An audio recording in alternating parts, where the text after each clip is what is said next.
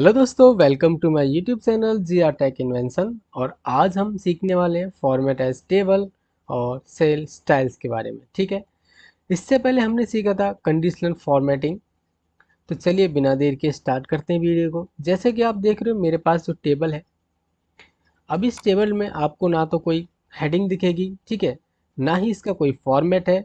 बस आपको क्या दिखा, एक सिंपल डेटा है। ठीक है, इस डेटा को मुझे क्या करना है, मुझे इसकी हेडिंग कुछ चेंज करनी है, मुझे इसका फॉर्मेट चेंज करना है, मुझे इसमें कुछ कलर्स यूज़ करने हैं। ठीक है, ताकि मेरा जो डेटा है वो थोड़ा सा अट्रैक्टिव लगे।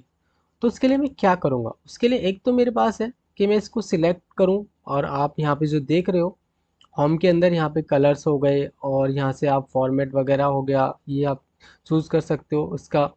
ठीक है, एक तो आप मैनुअली एक वन बाय वन करोगे जैसा आपको चाहिए। दूसरा एक और हमारे पास इसका बहुत ही बढ़िया यूज है इसके अंदर, फॉर्मेट एज टेबल का। इसमें क्या है, आपको ये सारी चीज़ें स्टाइल के साथ आपको बनी हुई मिलेंगी। मतलब आपको इसमें कुछ भी करने की ज़रूरत नहीं है, बस आपको वो चूज़ करनी है और जैसी वो स्टाइल है उसी स्टाइल में आपका ये डेटा चेंज हो जाएगा। ठीक है, तो देख लेते हैं उसमें क्या क्या स्टाइल्स दी हुई हैं। चलिए हम इस पर जैसे क्लिक करेंगे, ये देखिए आपके पास इधर देख रहे हो बहुत सारी स्टाइल्स आ गई है ना, जिसमें आपको ये कुछ लाइट्स हैं, कुछ हमारी मीडियम है और कुछ डार्क है। जो भी हमें अपने डेटा के अकॉर्डिंग चूज करनी है वो डेटा हमारा उसी में चेंज हो जाएगा। जैसे कि मुझे यहाँ से चूज करना है ये मीडियम में स्टाइल जो दे रखी है, ब्लू टेबल स्टाइल मीडियम करके। ठीक है, इसका नाम है ये, यहाँ पे कर्सर जैसे मैं लेके गया यहाँ पे नाम शो हो रहा है ब्लू टेबल स्टाइल, है ना। तो इसको मैं चूज़ कर लेता हूँ। जैसे ही मैंने उस पर क्लिक किया, इसने मेरी पूरी रेंज को सिलेक्ट कर लिया है। और सिलेक्ट करने के बाद यहाँ पे इसने शो कराया है। और उसके जस्ट नीचे आप देख रहे हो माई टेबल हैज़ हेडर करके एक चेक बॉक्स दिया हुआ है जो कि ब्लैंक है। ठीक है, अभी हम क्या करते हैं, ओके पे क्लिक कर देते हैं।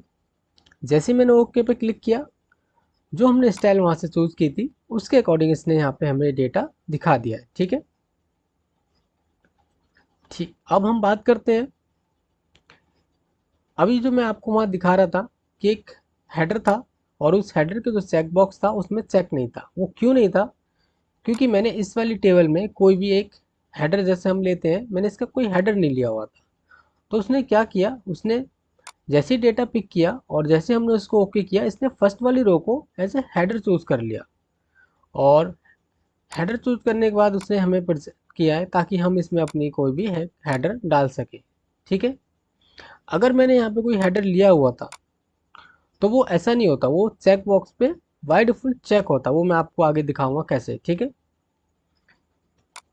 नेक्स्ट हम बात कर लेते हैं इसके कुछ और भी यूज है, ऑप्शंस आप देख रहे हो ये भी आप यूज कर सकते हो। जैसे कि अभी मेरा ये फिल्टर वाला बटन है, ये आपको कुछ यहाँ पे फिल्टर दिख रहा है। तो एक तो आप डेटा के अंदर जाओगे, वहाँ से फिल्टर करोगे, या फिर आप शॉर्टकट कीज यूज करोगे। एक आपका यहाँ भी फिल्टर बटन है, इसके थ्रू भी आप जैसे इसको अनचेक करोगे तो यहाँ से आपका ये फिल्टर हट जाएगा। ठीक है, आप फिर से चेक करोगे तो ये फिल्टर वापस से लग जाएगा। मैं चाहता हूँ मेरा फर्स्ट वाला जो कॉलम है ये हाईलाइट हो जाए। तो जैसे ये फर्स्ट वाले कॉलम का जो चेक है, इस पर मैं चेक करूँगा तो ये थोड़ा सा बोल्ड हो गया है। बाकी आप देखोगे जो इसकी हेडिंग है वो आपको थोड़ी सी डार्क दिख रही होगी, है ना, नंबर है। इसी तरीके से लास्ट वाले को मैं चाहूँ इसको, तो ये भी मेरा थोड़ा बोल्ड हो जाएगा। ये देखिए जैसे मैं इस पर चेक करूँगा, ये देखो। ठीक है, तो ये ऑप्शन है इसको यूज़ करने के। एक हमारा ऊपर आप जो देख रहे हो ये हेडर रो का है, जो इसने हेडर रो चेक की हुई है, अभी ली हुई है, वो इसके थ्रू है। अगर मैं इसके चेक बॉक्स को यहाँ से हटाऊँगा तो ये हमारा यहाँ से जो हेडर वाला रो है ये ब्लैंक हो जाएगा। ठीक है, ये देखिए जैसे मैंने वहाँ से चेक बॉक्स जो था हमारा चेक उसमें लगा हुआ था वो मैंने हटा दिया, तो ये हमारा जो फर्स्ट वाला रो है ये ब्लैंक हो गया। अब मैं इसको चेक कर दूंगा तो वापस से वो यहाँ पे आ जाएगा। ठीक है, नेक्स्ट हम बात करते हैं इसमें टोटल रो।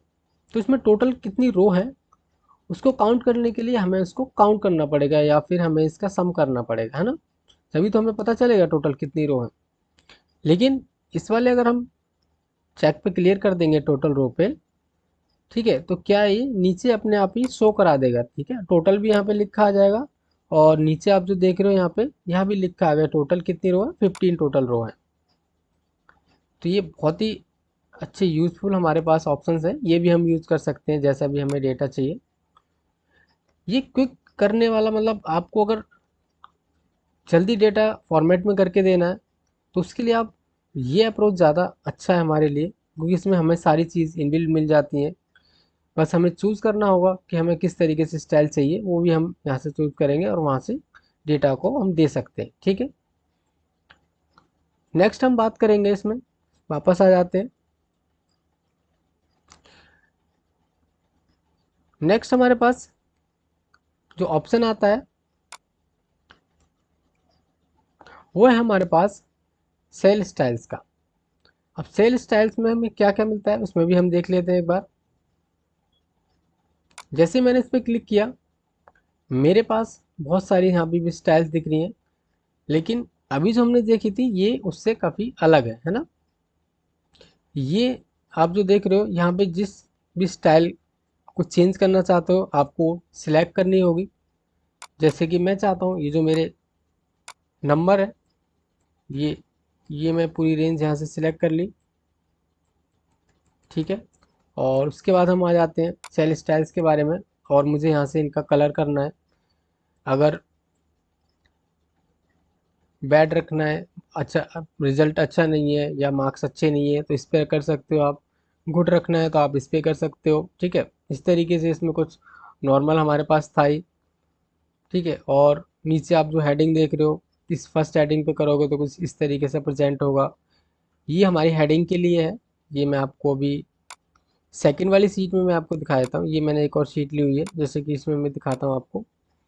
अभी हम आ जाते हैं इसमें, और जैसे कि मैं हेडिंग का आपको बता रहा था, तो ये मैंने अभी फर्स्ट वाला ही कॉलम की जो सेल सिलेक्ट की थी, इसी सिर्फ उसी की हेडिंग चेंज हुई है। हम इसमें इतना एरिया सिलेक्ट करेंगे उसी पे ये काम करेगा। जैसे कि मैंने ये पूरा रो की इतनी हेडिंग पूरी सिलेक्ट कर ली। अब आ जाता हूँ मैं इसमें सेल स्टाइल्स के बारे में के अंदर, और यहाँ से आपको हेडिंग 1 2 3 इस तरीके से दी हुई है।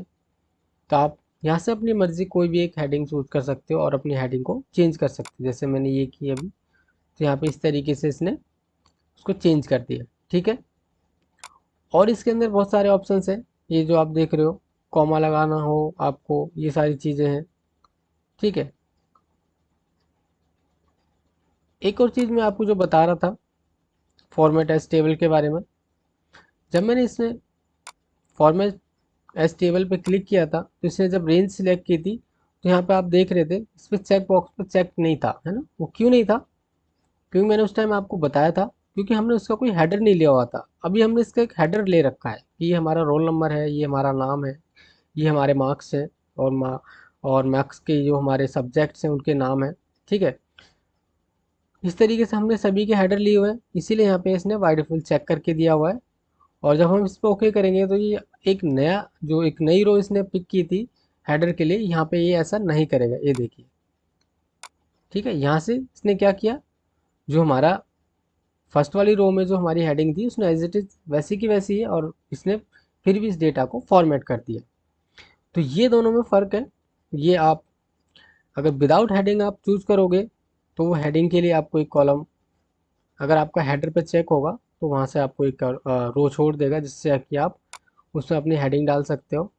और अगर आपने ऑलरेडी हेडर लिया हुआ है तो बाय डिफ़ॉल्ट आपको उसके थ्रू आपको डेटा दिखाएगा, जैसा कि आप चूज़ करोगे जो स्टाइल।